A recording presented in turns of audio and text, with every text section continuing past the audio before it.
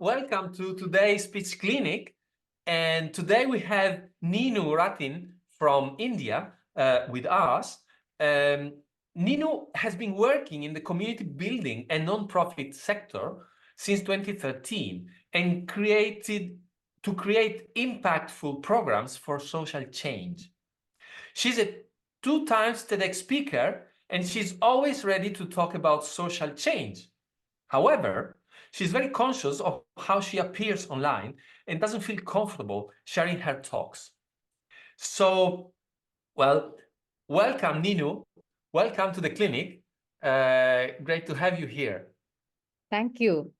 I'm also looking forward to our interactions and what is involving in this conversation. That's that's exciting part for me. Cool, great.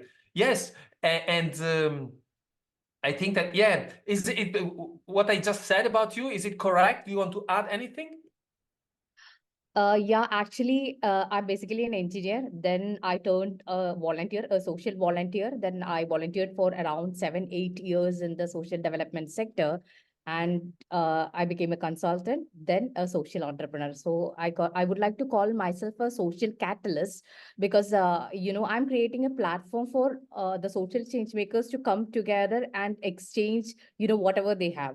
Maybe it's a knowledge, or maybe it's other resources, or their whatever it may be. So I'm not doing much, but I'm helping them to multiply their impact. So I would like to call myself a social catalyst. Yeah. Something I would Absolutely. like Yeah. to add. That's great. And yeah, that I mean, you're exactly the type of person I like to work with, because I think that impact entrepreneurs or social catalysts are the people who can really multiply their impact on society, on social issues, on environmental issues. And it's great to have people like you. And one of the ways that people can do this as impact leaders is to do public speaking, as you did a couple of TEDx. I've seen a couple of other videos where you were involved. Some were live, like live on stage. Some others were on Zoom. So you're doing a lot. And so when we met, you told me something about not feeling comfortable about showing your videos. Is this correct?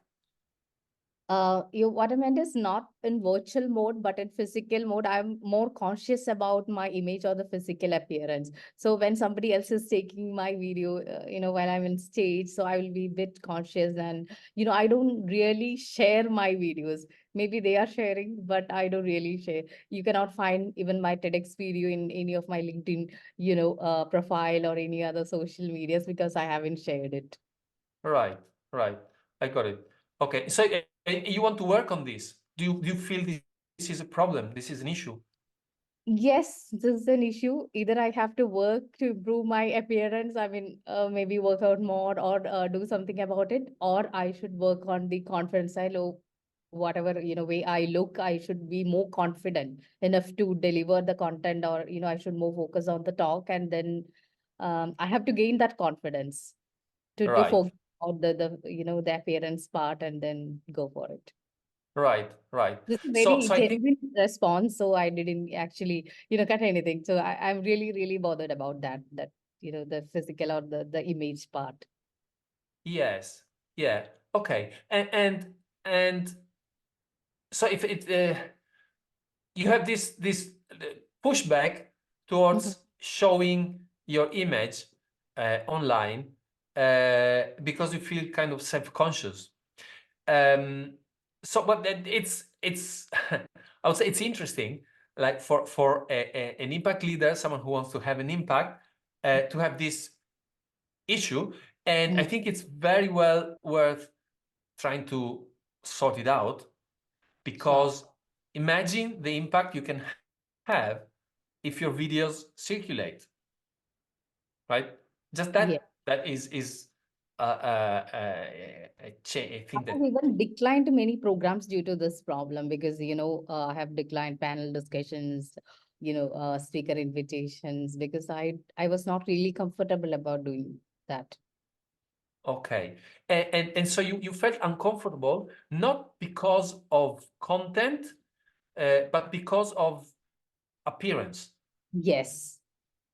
Okay. Maybe, Okay. I'm kind of, maybe a selfie person more like I don't know, the other person is capturing the video. So I'm more conscious about that, self-image or whatever be it. I don't know the exact, term. Yeah. So you feel conscious about that, but so this happens in the moment or also later? Actually, even before committing that, sometimes, Okay. yes. Okay, so it's not in the moment, but it's like thinking about it makes you feel Yeah. Yes, conscious. yes. Okay, and may I ask you, what Mhm. is that you think about when you say no, I don't want to do it? Um, Even when I'm, confident about the content or the talk or the audience, but I'm not, feeling like doing it. So this may be the reason for sure. Because Okay, I'm a loud person, so I'm not a shy person also. So I am not afraid to be on stage or to be on, spotlight. But to be a center of while we are talking, so everyone will be looking at us, or somebody else will be capturing us from different angles. So and I'm not really comfortable about that.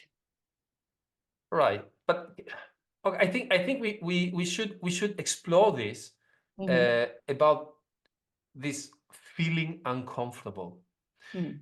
and that might lead to ask questions that may make you feel even more uncomfortable. So tell me if any question that I ask is like beyond what you are happy to answer.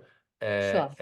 And but let's really try to get to the core, to the essence of what is happening when someone offers you an opportunity to talk about something that you care for, in front of an audience and in front of a camera, and you say, "Oh, well, what is that goes on in your head apart from saying, yeah, no, I don't want to do it."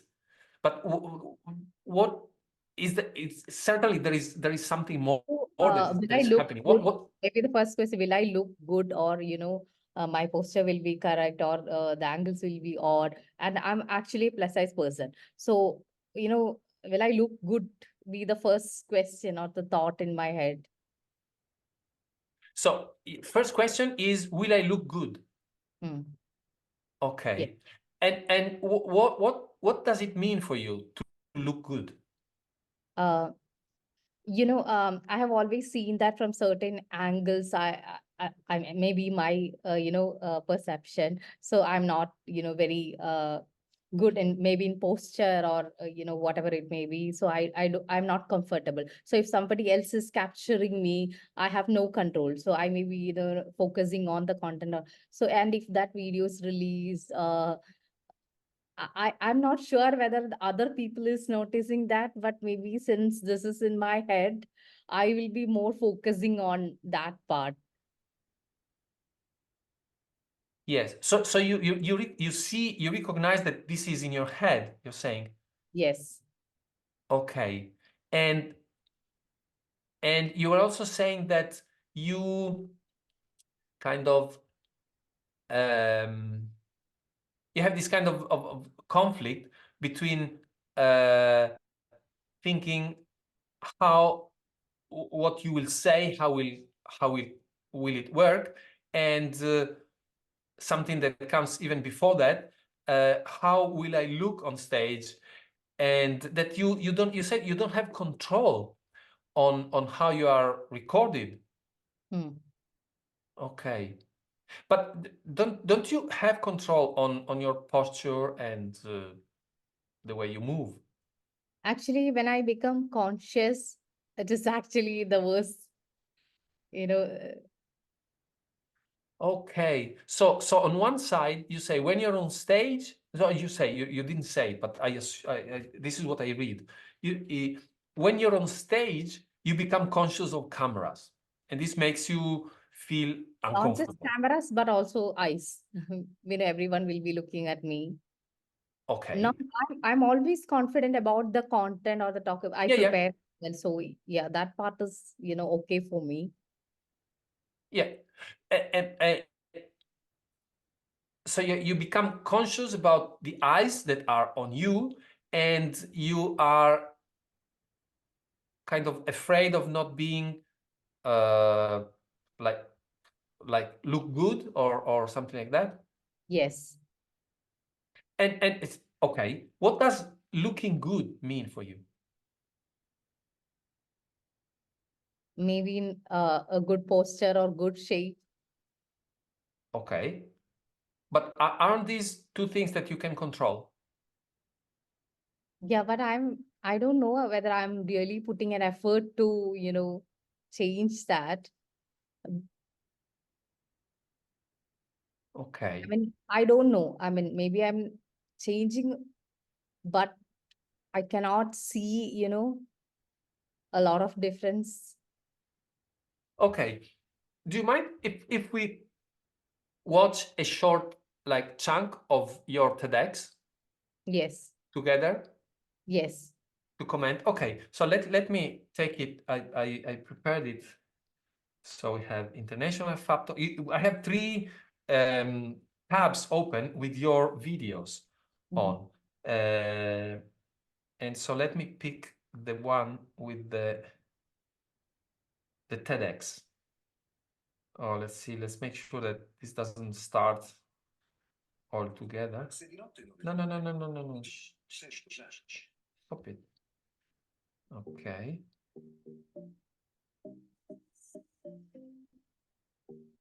Okay. So let me share the screen. Share screen. E anche le cose semplici si complicano. Come on. Rapidamente a lungo, anche in caso di sinusite. Così puoi respirare. Okay. Okay. Let's share this one. No, wrong. Stop sharing, sorry.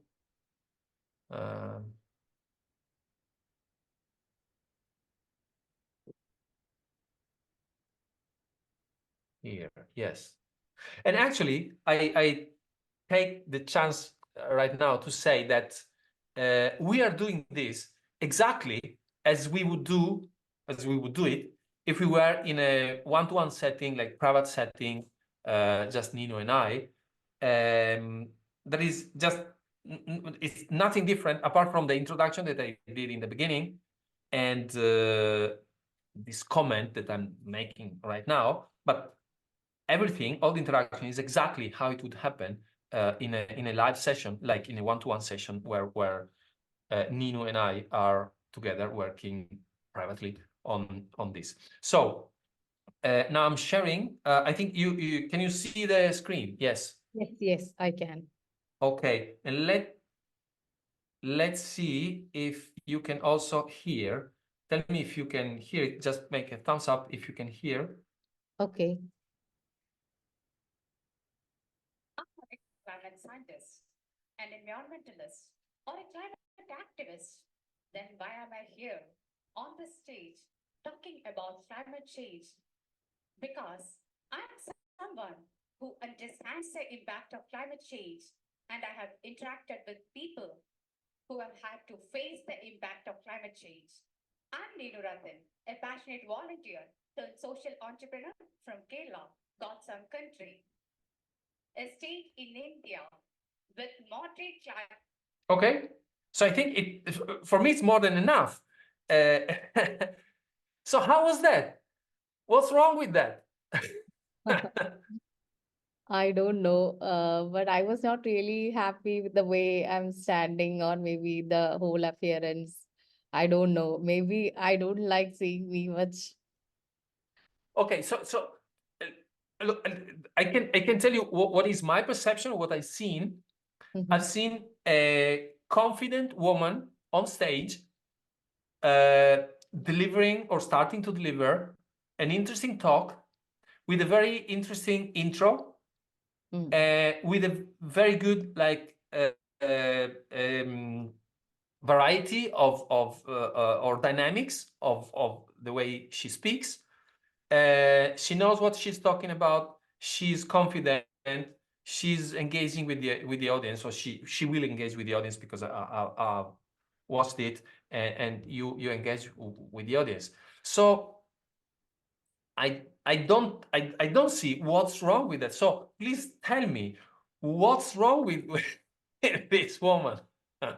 Maybe I don't like seeing me much. Other than that, I'm really confident about, as you mentioned, I do interact with the audience a lot. I always share stories, even while taking classes. I always request for more time and share stories, interact with them. Add a small quiz, give them some chocolates to engage, maybe to engage with the participants. To maybe a small quiz and engage with them. So I do it. I mean, I do it all. Right. Yeah. So you do the positive, and Yes. then you do something that is I mean, if there isn't any specific reason to do it, I see it like self-sabotage, right? Saying, look, this woman is great. She engages with audience. She's nice. She knows what she's talking about. She's delivering value to the audience. Let's stop her from being seen. Because why? I don't like her. Something like that. But I don't think it's what is going on in your mind. What do you think? Um, I don't know. I mean, I'm not sure. This is what I'm thinking.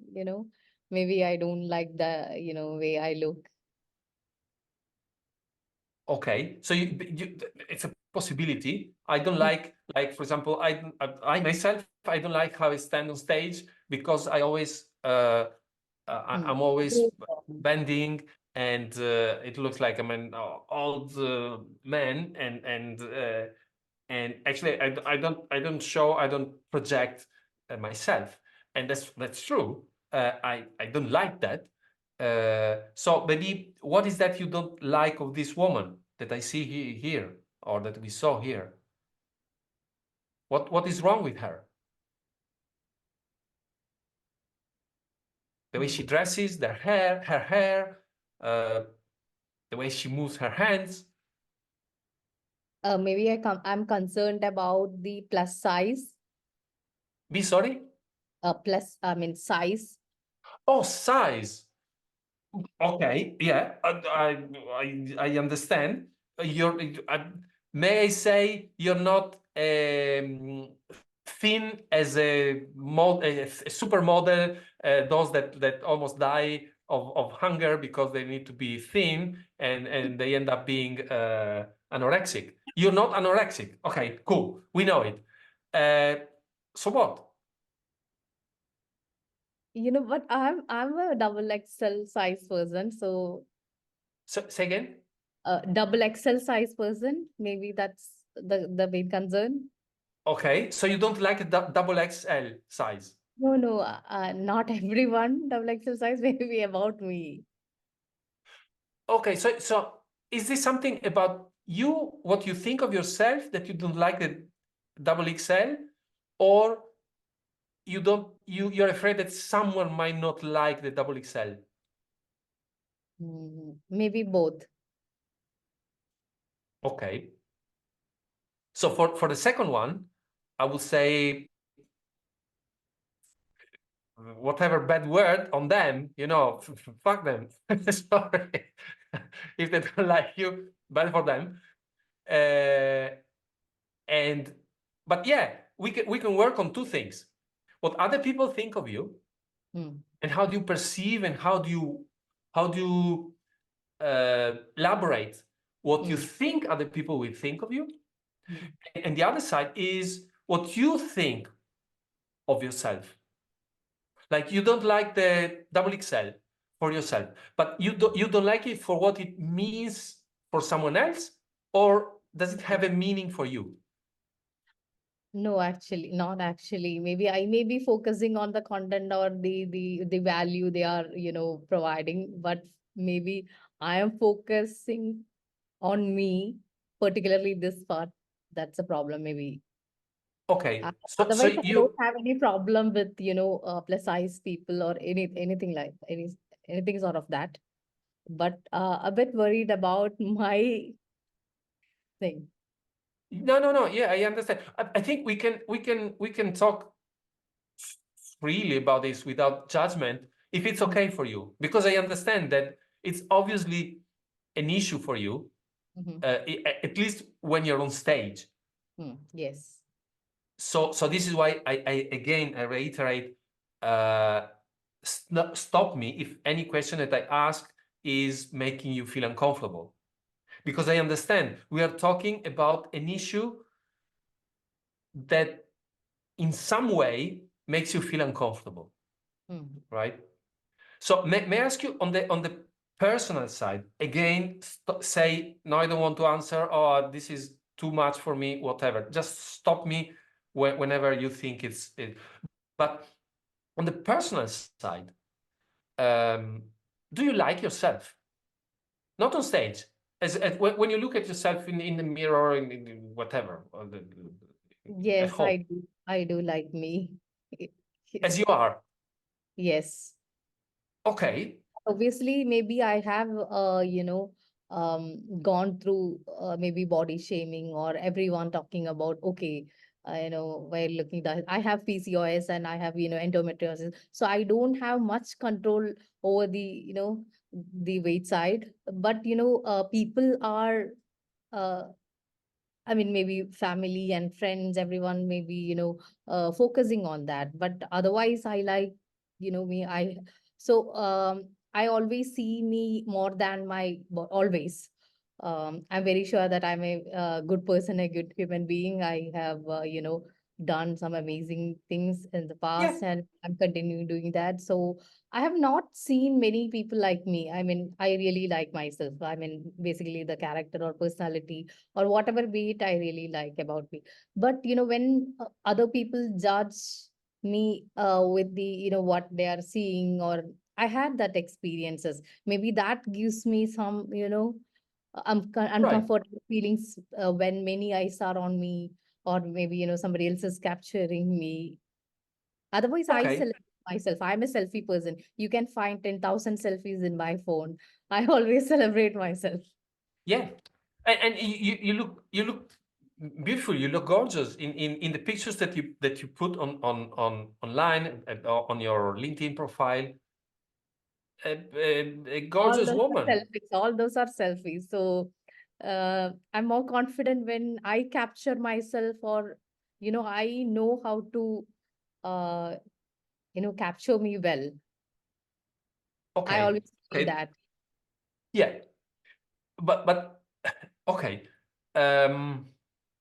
So you're telling me that you had experiences of being of body shame from other people, from Yes. obviously like stupid people, I would say, Not or not because maybe they are not aware of the what they are talking.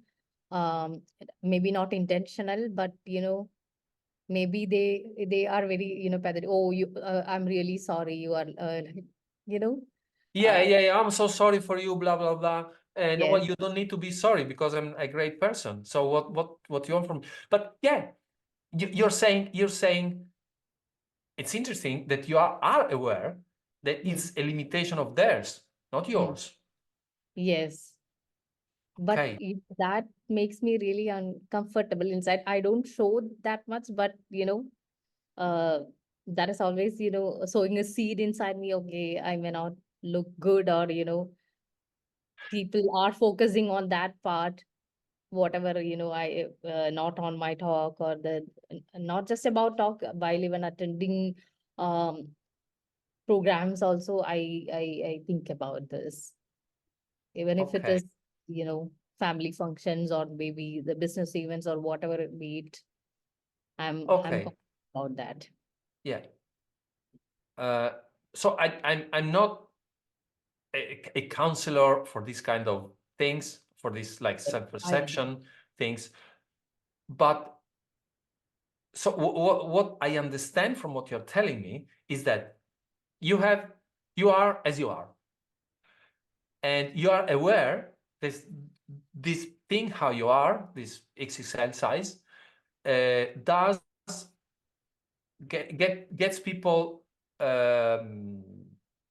observe it and maybe comment on it in a way that you don't like, because they comment about it as if it was a weakness or something bad about you, something negative.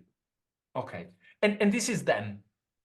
But then you kind of internalize this in your thinking, and you see, oh God, they think bad about me. They think this thing, and I know it's wrong, but it hurts. Is it maybe. that? Is it like?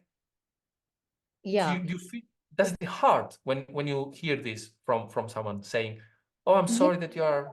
Yeah, obviously, we don't have much control about it. And I mean, personally, I don't have much control about this thing because I am dealing with some health problems. So I cannot, make any drastic changes. Otherwise, I do some, No. miracles. So I don't have any control over that.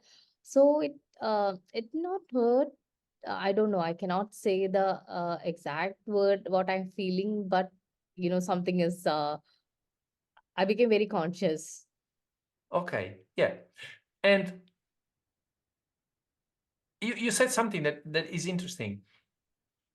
Or at least you implied something. I don't know if you explicitly think of this, but this stuff, your interpretation of what the other people say, happens in your head, Yes. right?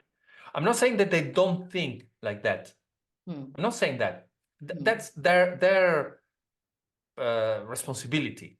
Hmm. You know, they think, they do, and you cannot control what they do. Yes. Now, when you say you seem to imply at some point that you're not able to change your body to make them happy, which is Hmm. true, Hmm. right? It's true. Yeah. But there is another part where you have control. That is what hits your ear, and you hear it and you understand what is going on in their head, then messes up with your head, with your brain, right? And what your interpretation of whatever they do and they say happens exclusively in your brain. And this is something that you have 100% control on. Have you ever thought of this? Yeah. Even, I respond in a very positive way, but somehow, deep inside me, that's also a fear. I mean, I always tell them, okay, oh, are you dieting or are you doing something about this? I always say, no, I am not dieting. I'm eating whatever I, like to eat. I'm not doing. So I'm very confidently answering anything. I don't have any. So do you have any problem? I don't have any problem with this. So do you have it? I answer very confidently, but somehow, so I would get a feeling that I used to get a feeling that, okay, people are observing or, categorizing me as something. Okay. Yeah. No, I understand. I understand it. Whatever And I do or, that does not matter to them. They are actually, categorizing me as, okay, something, or maybe pathetic. sure. Uh, I think what you do is great, the way you react. Hmm. And then if they categorize you as whatever, they could categorize you as you wish. I mean, they could categorize you as a tree, as hey, whatever. It happens in their mind, in their head, and you Hmm. don't have anything to do with that. Hmm. So whatever they categorize you in, again, that's the only thing in your head is how you react to that, right? So they categorize you as a, let's use a bad term, as a fat person. Okay? It's their stuff. It's not your stuff. Your stuff is how you react to that. You see, so again, you're in control. So not only you're in control when you respond and you say, oh, no problem, this is how I am, whatever you say. And they go away and you see they're thinking, but she's fat. I put her in the category of whatever category. But then what you do with that word or categorization, again, happens only in your head. Do you see the control that you have, and in some way you kind of give to their action the power to control your reaction. What do you think of that?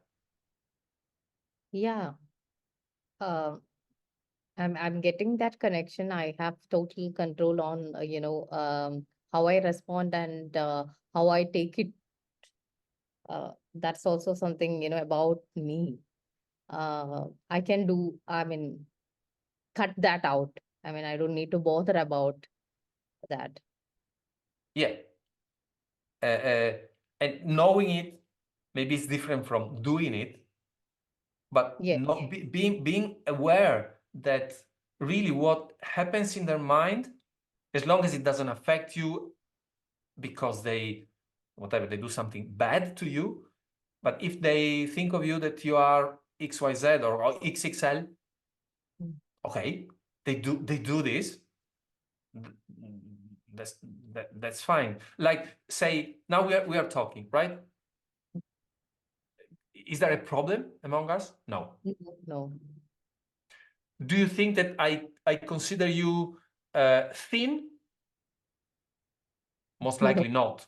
No. Obviously not, because we said we are talking about this.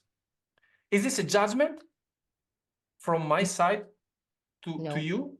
No. Does it affect you? No, not really. No, not now.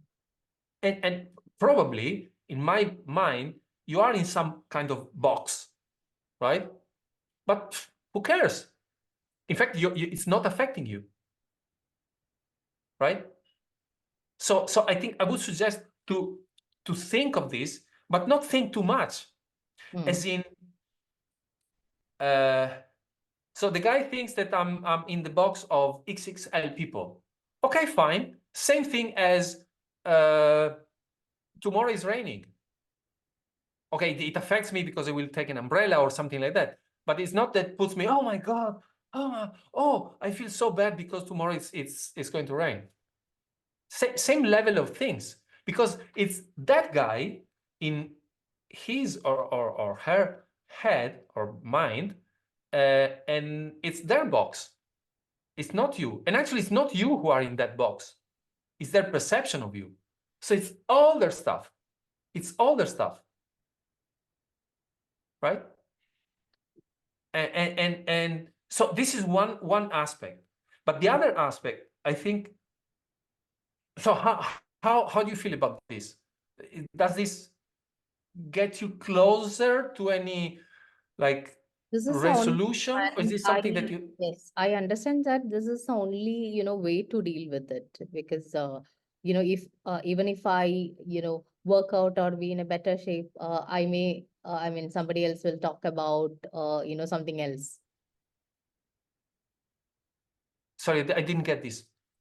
What I'm telling is, maybe even if I am able to reduce my weight, other people may judge about something else, maybe not about.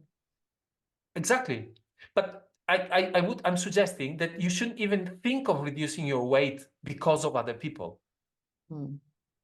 Because you have your weight, the other person who sees your weight and says something silly about, oh, did you think to reduce weight or whatever?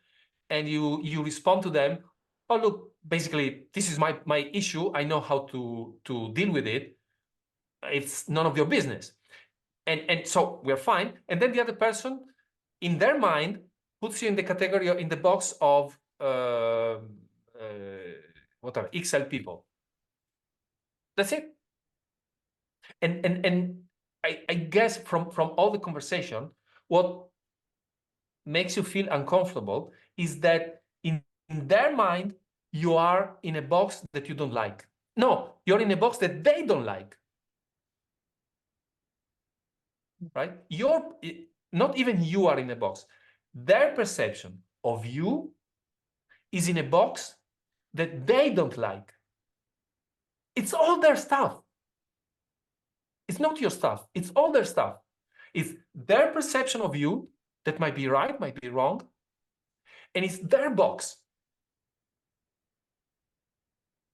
Right? So why, and now it's a rhetorical question, but why would you suffer for what someone does in their mind with their thoughts that might be right or wrong? And of course, there are thoughts about you. And that's the part that you don't like. But it's just thoughts. It's thoughts in a place that you don't have control on. And yes, it's thoughts that might affect the way they interact with you. Probably that's the part that is the most like poignant or the most difficult. But I would try to shift the weight of like the responsibility of taking charge of this misplacement of you in a box, of your image in a box, to them, not to you. Right? It's like and if in their mind they think some bad word about you, bad luck. They are tiny persons, tiny people, you know? So I don't know, I guess you got already to think this. I don't know. Did you ever think of this in this way? Yeah. But did it work? No, I mean, no. Before maybe this may not be very clear to me. Maybe I'm aware of that, but if somebody else is talking to me in a very, I mean, in clarity, this is different now. I mean, Now, in our interaction now? yes. Yeah, it's different because we agree to talk about it Mm, and we agree that there is no judgment, yes. right? And maybe before I was not thinking, too much about it. I already told you that I didn't do anything to deal with this. And I was not really, I didn't, I didn't take any kind of, effort to maybe look good. And I always prepare myself, well, with the content or the topic or the talk, or I study the audience. That's it. I didn't do or take any kind of, effort to deal with it. Maybe I didn't think too much about it. Yeah. Okay, deep inside me or in my head, it is there, but still I didn't, try to. Exactly. It's a thought that is there, but you don't need to do anything about it. It's a thought that you feel, oh shit, that person is thinking, is putting me in the wrong box, or is putting me in in a box that I don't like, or that they don't like. Okay. Noted. I have this thought. Noted. Let's go on. It's like I make it's a silly example, but these kind of thoughts that we have in our mind sometimes are self-harming, are self-destructive, and are needless. We don't need them. We don't need to feel bad because someone else thinks something about us in their mind. We don't need to do this. And I compare this to a dog. A dog that maybe it's on a chain and it's barking at you. You walk on the street and the dog is barking at you, right? What do you think of the dog? Does it affects you something? No. No, it's a dog that is barking, but it's barking at you. You know, you should do something. What you tell me? No, Leonardo, what are you saying? The dog is barking. Of course, it's barking at me, but so what? Right? So I suggest to treat that kind of negative thoughts, but the second loop of negative thoughts, the one that you go, oh my God, he's putting me in the wrong box, or he's putting me in a box that he doesn't like. Treat this thought of yours, not his behavior, this thought of yours as a barking dog, because we have this kind of barking dogs in our mind all the time. All the negative thoughts we have are barking dogs that are there because our mind works so that it wants to protect us, but sometimes it doesn't protect us. It makes us feel worse, right? And your mind probably tries to protect you from being seen badly by someone who you care for. And so, oh my God, he's putting me in the wrong box, in a bad box. I don't want this. But it's just this thought, not his thought, your thought is just a barking dog. Because you don't have any control on that, and it doesn't affect you. It really doesn't affect you. So in this sense, I say you have control on your thoughts. And sometimes your thoughts get out of control and become the barking dog. So the thing is, how can I change this? Well, you don't change the barking dog. The dog will be barking. But you just don't listen. Just move on, as you do in the street. You walk, the dog is barking. Okay, you don't stop there and wait for the dog to stop barking. You just keep walking. And the dog will fade in the background, and you meet other people, you meet other dogs. you keep with your life. And so these thoughts come, and if you don't nurture them with like going and thinking, oh, the dog is barking, I need to do something, this means something about me. No, it doesn't. It doesn't. It's just some fear that comes from within, and it's expressing itself. And we have fears. We have fears of not being liked, right? But that's just a fear that is kind of taking control of you and saying like creating a story by which you are in its hands. You're in the hands of the fear, not of the person. Not of the person. The person is just something that is happening, but your fear keeps a grip on you and actually stops you from doing something fantastic, which is public speaking, right? So try to think of this in this way from one angle. But I would like also to cover the other angle, which is, what does it mean for you, for your mission, for your audience, this decision to listen to the dog barking and stop being on stage or avoid being on stage? Shall we go here? Yes. Okay.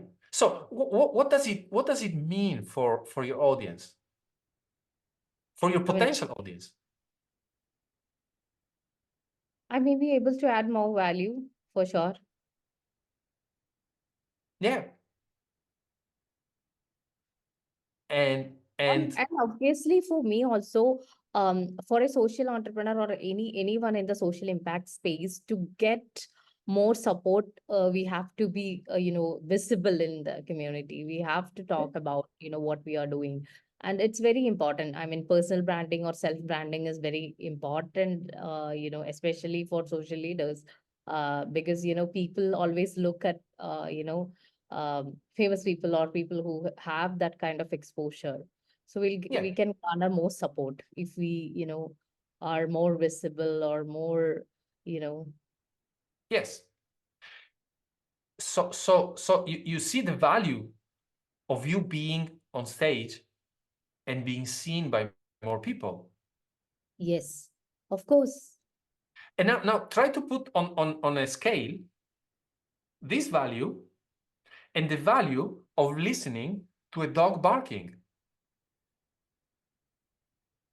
You see how and so the dog, and you, whenever it happens, you go, oh, the dog again, right? But the dog shouldn't stop you from doing good.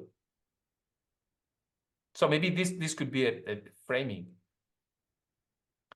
have you thought of the difference of impact that could have being on stage versus not being on stage, but taking that keynote, that speech that was offered versus not doing it? Have you thought what's the difference? I have never thought about it. I mean,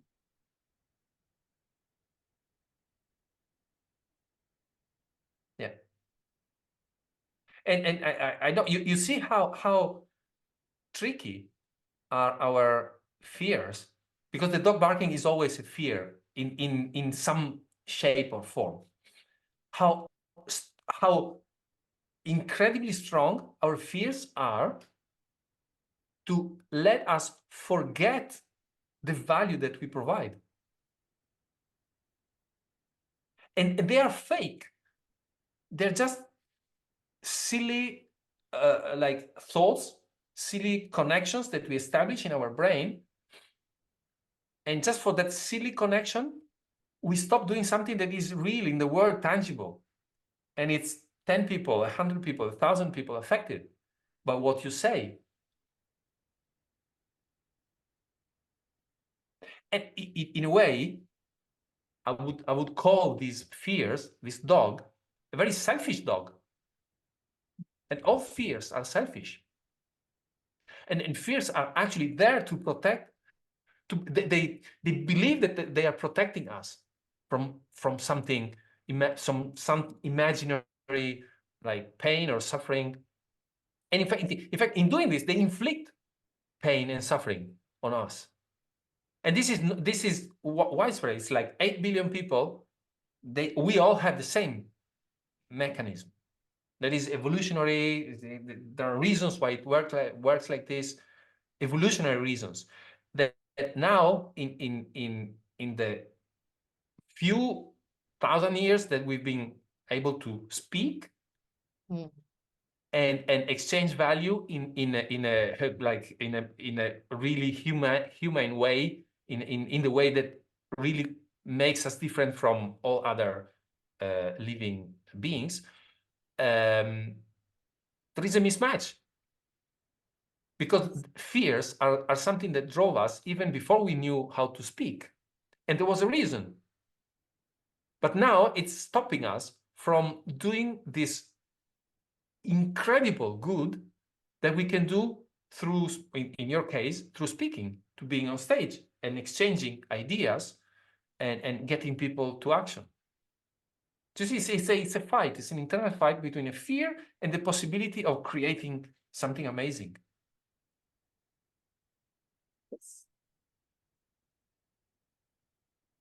How do you receive this? I feel it, it's just very silly to, do this to me. I mean, I had to be on the other side, but definitely I will, work on it, or I will grab every opportunities which come my way. I'm very sure about that, because I don't want to, listen to that barking dog again and then, Yeah. So I would suggest now. I never thought of, in this way. I never compared this before. Do you think it can help then? Yes, definitely, because even now I feel that, okay, what is it silly, I'm ashamed to even consider that, okay, is this a real problem? And if I don't know how to talk, or if I'm not confident about that's a different case. Yes, yes. But you have everything to have an impact. Yes. And the only thing stopping you from having an impact, or a bigger impact, is that dog barking. So, and I would suggest a strategy for you to adopt, because this will happen again and again. You will always have this dog barking. Okay, don't think that you're going to shut it down or shut it up, or whatever the word. It will not shut up. it will keep barking. But now, when you know what is happening, you can call it out. You can say, aha, the dog is barking. And as soon as you say it and you realize that the dog is barking, everything changes in your mind. Because you're not the victim of this dog. You don't have to convince the dog to change. You just realize that it's a dog. And you can keep with your life. Keep living your life, keep doing your talk, keep being on stage. And you know that when you're going to be on stage, you will have that dog barking at you and saying, what are you doing here on stage? Right? But now you know that that dog is just a dog. Right? Yes. And so you call it out, like explicitly in your mind, and you say, uh-huh.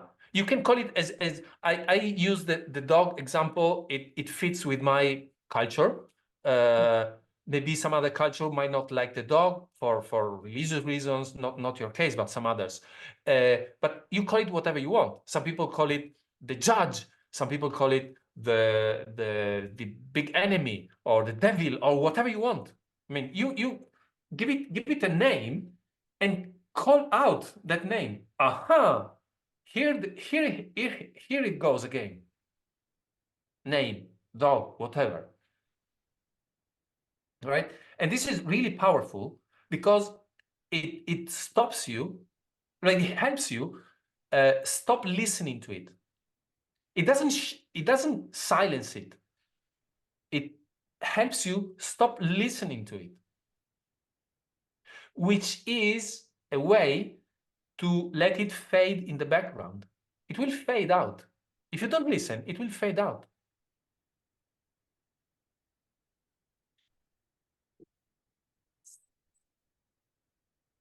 Right? Yes.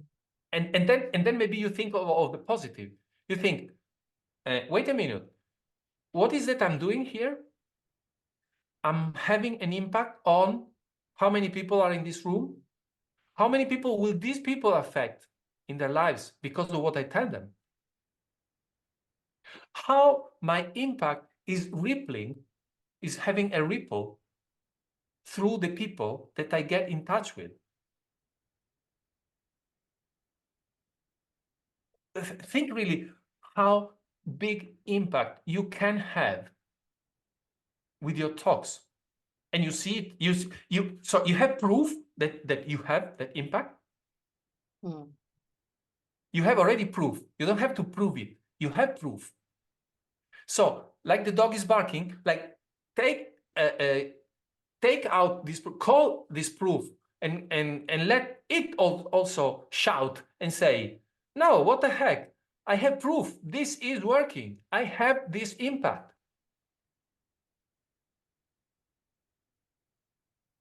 So let the dog fade in the background and let this other voice be loud and clear in your mind whenever you're on stage. And whenever you feel a moment of dog barking, you call out the dog and you say, and you remember this other voice that says, you are doing great. But it's not just like pumping up like Tony Robbins or this kind of stuff. It's not Tony Robbins style. It's really, it comes from within, and it's the good part of you that is aware of the greatness of the things that you are doing. Listen to that. If you want, give it a voice as well. Give it a name.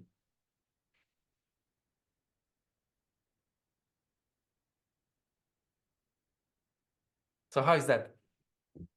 It was nice because, I never thought about this. I mean, whatever I'm losing because of, some silly reasons, which I'm considering.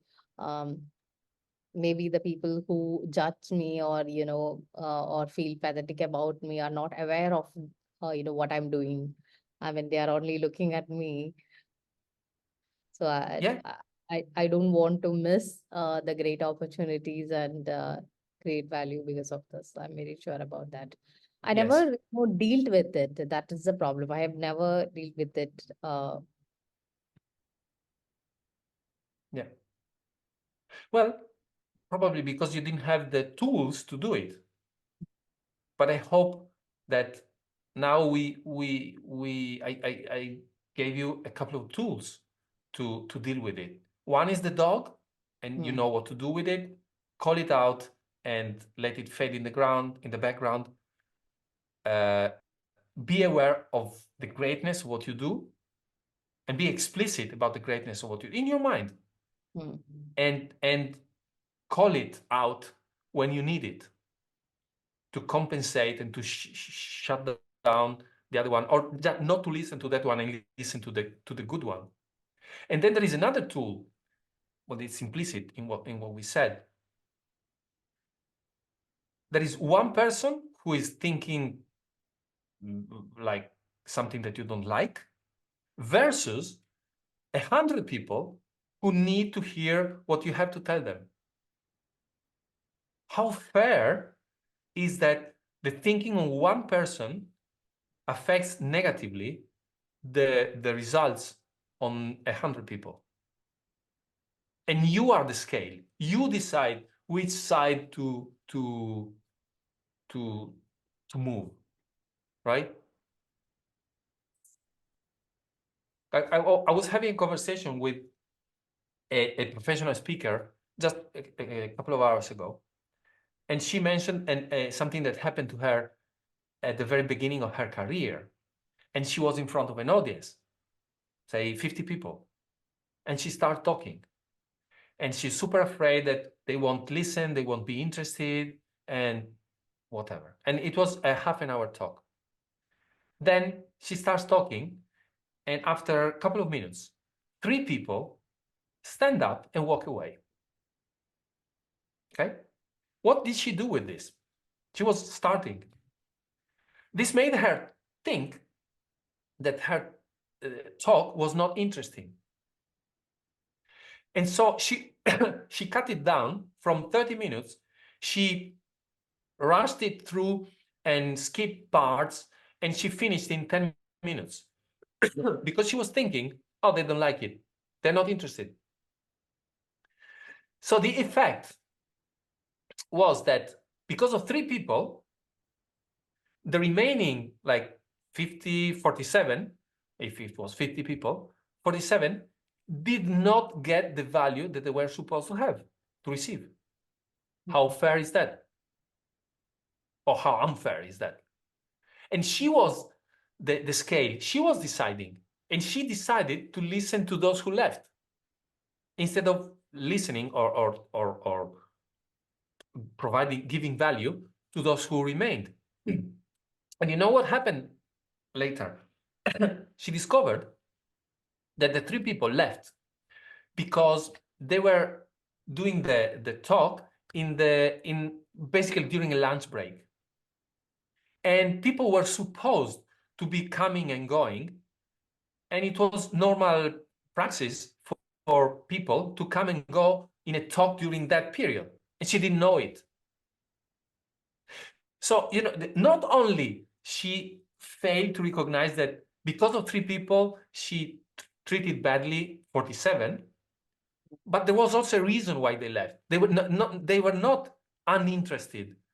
It was their lunch break, and they needed to go because whatever, they didn't have time another time. So you see how we as speakers are in the position to decide who to listen to and who to provide value to. And we cannot leave a few negatives overcome many positives. You cannot allow our dog inside barking to overcome the value that we provide to our 10, 100, 1,000 people and the ripples that it provides and creates down. Yes. You know, when I'm listening to her story, it was so silly of her, thinking about 3 people. Maybe if you are narrating my story to her, she will also think, oh no, she has Yeah. such a. But Definitely. don't worry. Even if she puts you in a box of a silly person, it's her box, it's her perception of you by not knowing all the story. So who cares? It's another dog barking. Oh, this woman thinks that I'm in that box of the silly person who doesn't know how to manage the audience. And who cares? It's her story. What you do with this is your dog barking. Let the dog barking and think what I can do for my audience. I love them. I give them something valuable and I do it. Right? Yes. So I think that it's 1 hour now. I Yes. think we covered all the bases. Yeah. I hope it was valuable for you or useful for you. I would ask you if you want to say something about how the experience was, how you felt when you came in, when we started, how you feel now, to let also other people who will watch this have a sense of what they can get from a session like this. Yes. So the first thing was, I knew, okay, this is the problem, and I knew it is a very silly problem, but I have never tried to understand or deal with that problem, or I didn't put any kind of effort to actually weigh the pros and cons of not taking this to my head. I've never. So when I listened to you, I got a clarity on differentiating the pros and cons and weighing. The other side was way too much. I mean, great to I can't even lose thinking about a silly. I mean, maybe other people's perception on me. Uh, I don't want to lose anything because of this consumption. It was not clear for me before. Now I have more clarity when you are narrating that. I got okay, I can see that. I mean, Cool. that's Well, that's something I really got out of this 1 hour conversation, and I'm very sure that I will never ever think about the silly things or the dog barking. well, that's great. And yeah, so if let's try to do this. If you wanted to say something about how it is working with me to the people who listen, what would you say? First of all, yesterday we had a very brief conversation that gave me confidence that I was very sure that, this is going to be a non-judgmental space. I got a hint about this, and I was, not bothered about sharing my problems with you. Initially, it was not coming out of me because I haven't, thought about it before. I mean, what exactly is my problem? I knew it was about self consciousness or maybe self image or whatever be it, but I have never thought about it. But when you started asking questions, and towards the end of it, it was more clear to me. So you made me really comfortable, coming to that point and making it clear. You gave me time. Initially, my conversation, I mean, my response also was not great because I was not clear about it. Mm-hmm. Yeah. Well, thank you. So I had to gain clarity Yes. in your thinking and understanding what is going on. Yes. And I think also some tools. Now you have some tools Yes. to work with, which of course the dog will keep barking, and you need the tools to keep it at bay so that you can really be what you can be. Yes. Fantastic. Well, Neenu, thank you very much. and it was great having you. So let me finish by inviting other impact leaders, change makers to these calls, this 1 hour clinic that is complimentary. I'm going to do this every Wednesday, same time, 5:30 p.m. GMT, till the end of February. So if you want to be on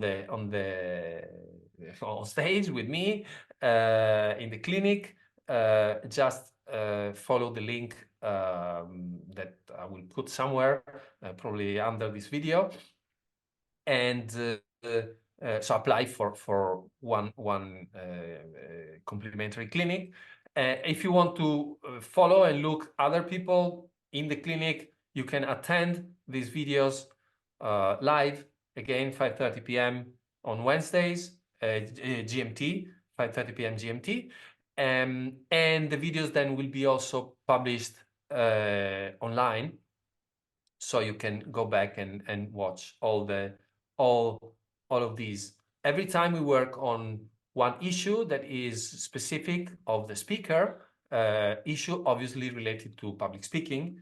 First time we had one issue related to a CTA, call to action, particularly asking for money in a call to action. This time we had something completely different, that is self-awareness while on stage and while being filmed, and kind of various types of fears happening in our mind that stop us from delivering value for our audience. And this was with Neenu Rathin. Thank you, Neenu, for being with us. Thank you, Neenu, for opening up and responding, answering difficult questions, because it is a sensitive issue. That is the one that makes your dog barking. So you kept your dog at bay, and we could really talk freely and hopefully find a good strategy for you to get past it, if not get rid of it. So again, thank you very much for being with us. Thank you. Thank you for having me and, sparing your time with me. So now I have more clarity, and now I know how to deal with this, with the tools, very simple tools you have, given through this program. So I'm grateful to you, and I'm very sure that you will add more value to many impact leaders. And I wish you all the best for that. Thank you. Yes. Thank you. Thank you, Neenu. Thank you.